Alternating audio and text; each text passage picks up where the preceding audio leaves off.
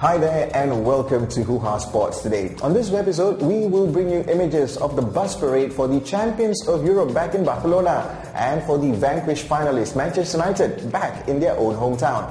Did anyone drop the trophy? Well, stay tuned as that's coming up. Always wanted to say that.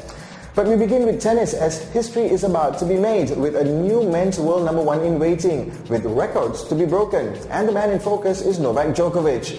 First, the record. Djokovic is one win away from equaling John McEnroe's 1984's best start to a year record of 42 wins. The Serbian now has 41 wins, and after yesterday's completion of the fourth round ties, Djokovic has obtained a walkover to the semis.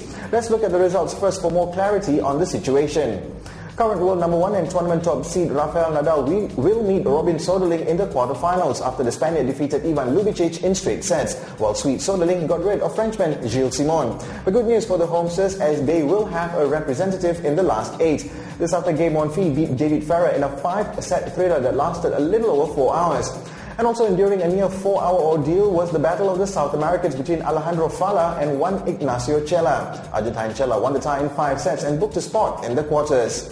Looking at the matchups, Novak Djokovic has received a walkover from Italian Fabio Fognini, whose 5-set battle with Spain's Albert Montañez on Sunday left him with an injured thigh. Unfortunately, the walkover does not count as a win, so Djokovic remains with 41 wins and will have to wait for the Federer Monfils tie before he resumes his quest for win number 42. More on the significance of that in a moment as we look to the other last 8 matchups, which pits Nadal against Soderling, which should be an interesting duel, while an exhausted Chela will wait for the winner between Andy Murray and Viktor Troicki after play was halted at the end of the 4th set due to bad lighting. Murray was on the charge after losing the first 2 sets in 4-6 and 4-6 to fight back in the 3rd and 4th by winning it in 6-3 and 6-2.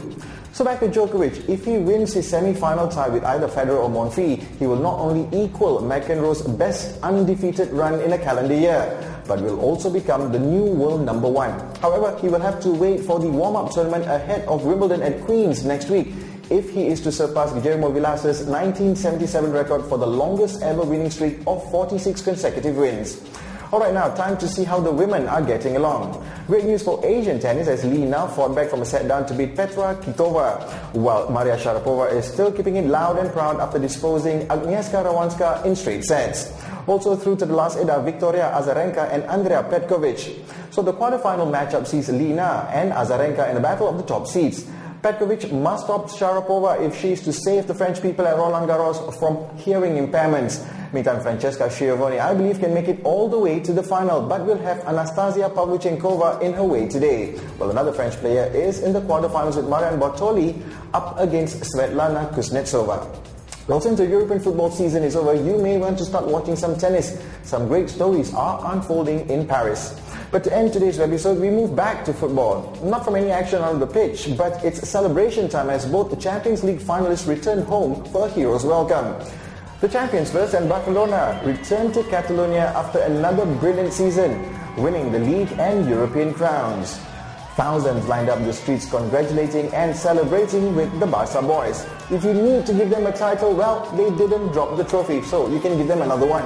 And even had a second bus on their tail, just for the band and the DJ.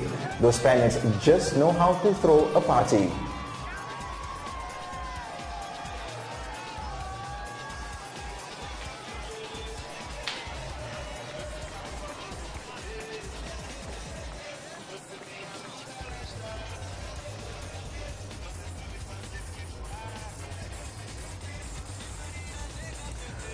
And while despite losing to Barca, Manchester United returned for their welcome. Only one trophy on the bus, and that's their 19th English domestic league title. Not sure about having a band or a DJ though, but Ferdinand would have loved to have his hands on the decks. But the streamers certainly created a carnival-like atmosphere. And did United drop the trophy? Almost. Well, not really. Petrus Evra was just kidding, I think, but when he pretended to sort of drop it, but didn't. But if he did, I'm sure Alex Ferguson would have stuffed him in it. Well, enjoy the scenes, and we'll be back tomorrow with more right here on Hoohaa Sports Today. Till then, I'm Patrick saying it's bye for now.